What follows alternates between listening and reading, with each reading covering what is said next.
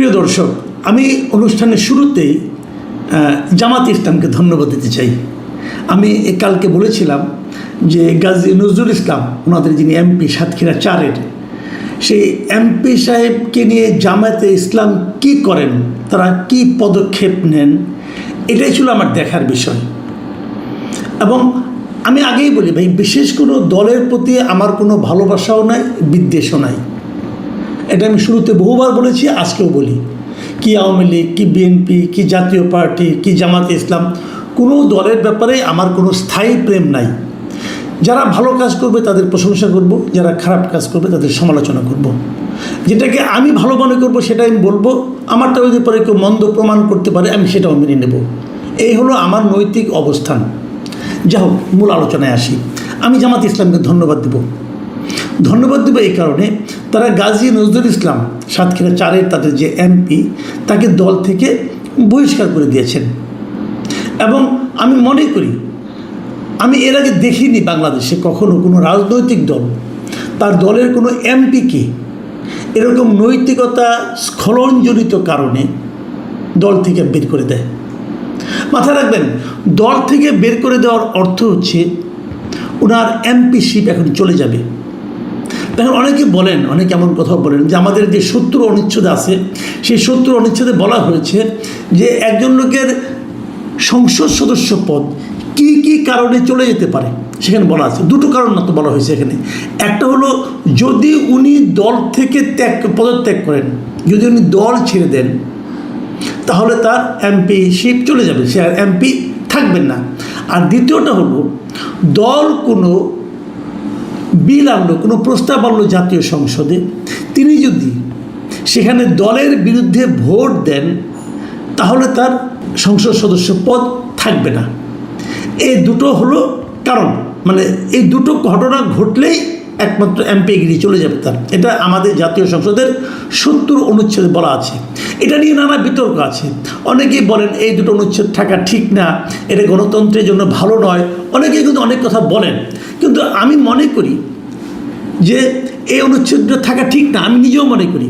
কিন্তু এখানে যে দুটো কথা বলা হয়েছে, আমাদের এই গাজী সাহেব, আপনার কী বলে, গাজী সাহেব যিনি আবার বীর মুক্তিযোদ্ধা, উনি তো দল থেকে পদত্যাগ করেননি, উনি তো দলের বিরুদ্ধে কোনো ভোটও দেননি।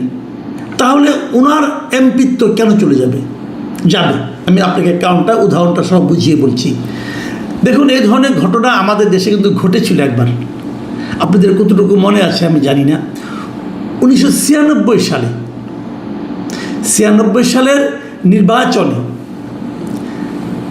দুজন লোক বিএনপি থেকে নির্বাচিত হয়েছিল। একজন হল রাজশাহী থেকে ডক্টর আলাউদ্দিন, আরেকজন লোক হলেন সিরাজগঞ্জ থেকে মিস্টার হাসিবুর রহমান স্বপন। এই দুজন লোক 1996-এ বিএনপি থেকে নমিনেশন পেয়ে ইলেক্টেড হয়েছিলেন। 1996-এ সেই নির্বাচনে আওয়ামী লীগ ক্ষমতায় গিয়েছিল। তো ক্ষমতায় যাওয়ার পর এই দুইজন বিএনপির লোক, এরা বিএনপি থাকা সত্ত্বেও আওয়ামী লীগের সঙ্গে যোগাযোগ করে এবং আওয়ামী লীগ তাদেরকে মন্ত্রী বানায়। একজনকে মন্ত্রী বানায়, একজনকে প্রতিমন্ত্রী বানায়। প্রতিমন্ত্রী না উপমন্ত্রী আমার ঠিক খেয়াল নাই, মন্ত্রী বানায়। স্বপন সাহেবকে সম্ভবত প্রতিমন্ত্রী বানিয়েছিল। এখন প্রশ্ন হলো, ওনারা তো বিএনপি থেকে নির্বাচিত, তাহলে ওনারা কীভাবে আওয়ামী লীগ সরকারের মন্ত্রী হতে পারলেন? দল তখন প্রথম বলা হয়েছিল যে আওয়ামী লীগ তো একটা ঐক্যমত্যের সরকার করেছে, সেই ঐক্যমত্যের সরকারে তারা যোগ দিয়েছে, এটা বলা হয়েছিল। কিন্তু এই দাবিটা আওয়ামী লীগের পক্ষ থেকে করা হয়েছিল। কিন্তু বিএনপি করলো কি, তাদের দুইজনকেই তাদের দল থেকে বহিষ্কার করে দিল। এটা একটা আলাউদ্দিনকেও বহিষ্কার করে দিল এবং হাসিবুর রহমান স্বপনকেও বহিষ্কার করে দিল। এখানে একটু বলে নিই, পূর্ব ঘটনা আরেকটু বলি। এই আলাউদ্দিন সাহেব কিন্তু মূলত আওয়ামী লীগেরই লোক ছিল। উনি অনেক আগের থেকে আওয়ামী লীগে ছিলেন, আওয়ামী লীগের অনেক বড় নেতা ছিলেন। কিন্তু 96 নির্বাচনের আগে ওনাকে আওয়ামী লীগ মনোনয়ন দেয়নি। না দেওয়াতে উনি বিএনপিতে যোগ দিয়েছিলেন এবং বিএনপি থেকে নির্বাচিত হয়েছিলেন। নির্বাচিত হওয়ার পর উনি আবার আওয়ামী লীগে জয়েন করেছিলেন, আওয়ামী লীগের মন্ত্রী হয়েছিলেন। কিন্তু বিএনপি দুইজনকে পরে আওয়ামী লীগের মন্ত্রিসভায় যোগ দেওয়ার কারণে বহিষ্কার করে দেয়। এখন বহিষ্কার করে দিলে আপনার ইলেকশন কমিশন বলে যে এই দুজনে আসনই শূন্য হয়ে গেছে। তার মানে কি হলো, দল বহিষ্কার করে দিলেও এমপিশিপ চলে যায়।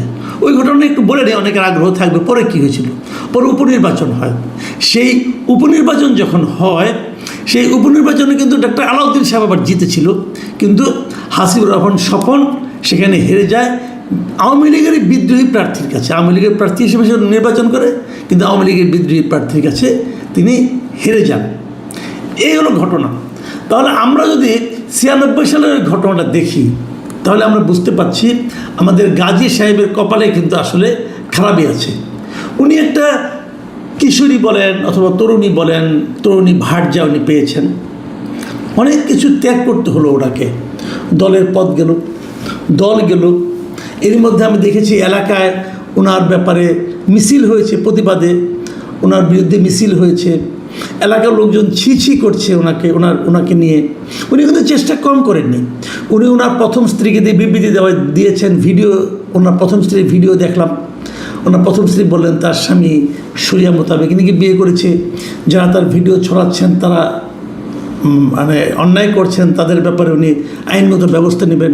ওনার দ্বিতীয় স্ত্রী, যেটা আলোচিত মরিয়ম বেগম যিনি আছেন, তিনিও দেখলাম একটা ভিডিওতে আজকে দেখলাম, উনি বলছেন যে আমরা বিয়ে করেছি এবং আমাদের বিরুদ্ধে যা নাকি আমাদের ব্যক্তিগত ভিডিও যারা প্রচার করছে তাদের বিরুদ্ধে ওনারা ব্যবস্থা নেবেন। এত কিছু করেও শেষ পর্যন্ত শেষ রক্ষা হলো না। আসলে ওনার শেষ রক্ষা হওয়ার কোনো কারণও নেই, কারণ উনি একটা করে মিথ্যা বলছেন আর ধরা খেয়ে যাচ্ছেন। আজকে সকালে প্রথমে আমার এক পরিচিত লোক, উনি আমাকে একটা অডিও রেকর্ড পাঠিয়েছিলেন। সেটা হলো আপনার দৈনিক আমার দেশ পত্রিকায়, আমার দেশের রিপোর্টার সম্ভবত, উনি যে কাজে ওনাদের বিয়ে পড়িয়েছেন তার সঙ্গে কথা বলেছেন। এবং তার সঙ্গে কথা বলে ওই কথাবার্তাগুলি যেমন ডিটেল যদি দেখেন, আমি আমার দেশকে ধন্যবাদ দিচ্ছি। তারা একটা খুব ভালো একটা নিউজ ডিসক্লোজ করেছে এবং খুব ভালো একটা নিউজ করেছে, অনুসন্ধানী রিপোর্ট আমি বলবো এটাকে। তো এই রিপোর্টে যারা দেখবেন তারা বুঝবেন যে আসলে গাজী সাহেব একের পর একটা মিথ্যারই একটা সমস্যা। আপনি যদি মিথ্যা বলেন না, একটা মিথ্যাকে এস্টাবলিশ করার জন্য আরেকটা মিথ্যা বলতে হয়, তখন সিরিজ অফ মিথ্যা আপনাকে এমন অবস্থায় ফেলে দেয় যে তখন আর কোনো মান সম্মান রক্ষা করার কোনো সুযোগ থাকে না। আমাদের গাজী সাহেব, উনি আবার বীর মুক্তিযোদ্ধাও, কিন্তু ওনার অবস্থা এমনই হয়েছে। প্রশ্ন হচ্ছে জামাত যে ওনাকে বহিষ্কার করলো, আমি জামাতকে প্রথমে কিন্তু ধন্যবাদ দিয়েছিলাম। জামাতের এই কাজটাও আমার কাছে মনে হয়েছে যে নজিরবিহীন। বাংলাদেশের ইতিহাসে এর আগে কোনো পলিটিক্যাল পার্টি নৈতিক স্খলনের দায়ে কোনো সংসদ সদস্য কিন্তু দল থেকে বের করে দেয়নি। আমার স্পষ্ট মনে আছে আওয়ামী লীগ আমলে, ওইটাও একটা ভিডিও আমরা দেখেছিলাম। আওয়ামী লীগ আমলে ময়মনসিংহ এলাকার, সম্ভবত গৌরীপুর এলাকার একজন এমপি ছিলেন, তার এরকম একটা অন্তরঙ্গ ভিডিও প্রকাশিত হয়েছিল এবং সেটা আরও ভয়ঙ্কর অন্তরঙ্গ ছিল। সেই ভিডিও প্রকাশিত হওয়ার পর আমি ভেবেছিলাম যে এমন একটা লুচ্চা টাইপের লোককে নিশ্চয়ই আওয়ামী লীগ নিজেদের এমপি হিসেবে অব্যাহত রাখবে না, তার কার্যক্রম নিশ্চয়ই তার বিরুদ্ধে দলীয় কোনো অ্যাকশন হবে। কিন্তু আমি দেখেছি কিচ্ছু হয়নি। উনি এমপি ছিলেন শেষ পর্যন্ত। তো এই ধরনের ঘটনা কিন্তু আওয়ামী লীগে ঘটেছে, কিন্তু তারা কোনো অ্যাকশন নেয়নি। এই প্রথমবার দেখলাম জামাতে ইসলাম একটা অ্যাকশন নিল। বিষয়টা কী দাঁড়ায় আমি আপনাকে আবার এটুকু বলেই শেষ করি, বেশি লম্বা করবো না আজকে আলোচনাটা। বিষয়টা হলো এরকম যে রাজনৈতিক দলের কিন্তু একটা দায়িত্ব থাকে জনগণের প্রতি। তারা যখন বলে আমরা সুশাসন কায়েম করব, তারা যখন বলে আমি সৎ লোকের শাসন কায়েম করব, কেউ মুখে উচ্চারণ করে, কেউ উচ্চারণ করে না। তো তাদের তখন দায়িত্ব হয় তাদের কথার সঙ্গে কাজের মিল ঘটানো।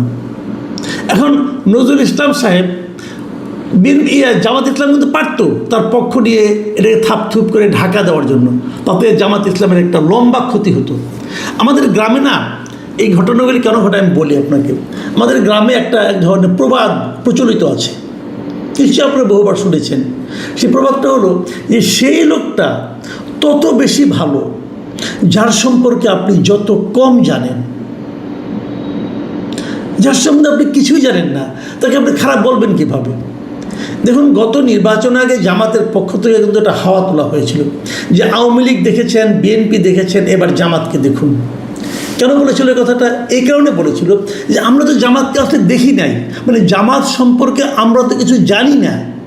যেহেতু জানি না, অতএব তাকে আমরা ভালো মনে করতে পারি। এবং জামাত মাঝে মাঝে একটা উদাহরণ দিত যে 91-এর যে নির্বাচনটা হয়েছিল, যে নির্বাচনে জামাতের সঙ্গে জোট করে বিএনপি ক্ষমতায় ছিল, সেই নির্বাচনে কিন্তু জামাতের 2জন মন্ত্রী ছিল মন্ত্রী পরিষদে। একজন কৃষিমন্ত্রী ছিলেন মিস্টার মতিউর রহমান নিজামী, আর একজন আলী আহসান মুজাহিদ, উনি ছিলেন সমাজ কল্যাণমন্ত্রী। মানে ওই সরকারের পর যখন 111 গভর্নমেন্ট আসলো, অনেক মামলা মোকদ্দমা হলো দুর্নীতির মন্ত্রীদের বিরুদ্ধে। জামাতের এই 2জন মন্ত্রীর বিরুদ্ধে কিন্তু কোনো দুর্নীতির অভিযোগ ওঠেনি, মামলা হওয়া দূরের কথা। জামাত কিন্তু এটাকে একটা ইতিবাচক উদাহরণ হিসেবে উপস্থাপন করে যে তারা সৎ লোক। ওই যে বললাম, কম জানলে ভালো লোক হয়ে যায়। এবার যেটা হয়েছে, ওইবার তো মাত্র 2জন ছিল এবং 2জন দলের শীর্ষ পর্যায়ের নেতা ছিল। এবার তো 77 জন, অনেক বেশি। কিন্তু তার সঙ্গে আরও কিছু যোগ হলো নারী টারি নিয়ে। এখন এত লোকের উপর তো তারা সেই গ্যারান্টিটা দিতে পারে কি না। দেখেন, এর মধ্যে কিন্তু আমরা দেখেছি বেশ কয়েকটা ঘটনা দেখেছি আমরা। লোক তো বেশি হয়ে গেছে, সবার উপর নিয়ন্ত্রণ থাকে না, সবাইকে সেভাবে নির্বাচনও করা যায় না। তো এখন আমরা আস্তে আস্তে জামাত সম্পর্কে জানতে শুরু করেছি। যখন জানতে গেছি, তখন আমাদের এই গাজী নজরুল ইসলামের মতো লোকরা বেরিয়ে এসেছে। কিছু লুচ্চা বেরিয়েছে, কিছু মূর্খ বেরিয়েছে। যেমন কুষ্টিয়ার একজন এমপি, বিখ্যাত এমপি, যাই আমি নাম টাম না বলি, উনি বাজেট বলছেন, বাজেট 6000 কোটি টাকা হলে ভালো হতো। তো এই ধরনের মূর্খতা কিন্তু দেখেছি। আরেক এমপি ফ্রিজ, ওভেন, এগুলো, ওয়াশিং মেশিন, এগুলো চেয়ে সংসদের কথা বলেছেন। আরেক এমপি নিজের কন্যা, নিজের আত্মীয় স্বজনকে কিছু টাকা পয়সা দেওয়ার ব্যবস্থা করেছেন। আরেক এমপি নিজের বাবাকেই মেরে ফেলেছেন, বলেছেন আমার বাবা মা, আমার ফ্যামিলি, বাড়ির জন্য কতজন মুক্তিযুদ্ধে ছিল, আমার বাবা শহীদ হয়েছে, অমুক হয়েছে, তমুক হয়েছে, এগুলি বলেছিল। দেখুন, স্লিপ অফ টাং একটা জিনিস, আর নিজের বাবাকে মেরে ফেলা, এটা হলো একদম মানে ডাহা মিশা কথা, তাই না? তো এখানে একজন মূর্খতাও আছে, যে কথা আমি এখন বললে একটু পরে আমি ধরা পড়ে যাব, সেই কথা আমি বলতে যাই কেন, তাই না? তো এই ধরনের কিছু কিছু এখন যেহেতু লোক বেশি হয়ে গেছে, আমরা জামাতকে জানতে শুরু করেছি।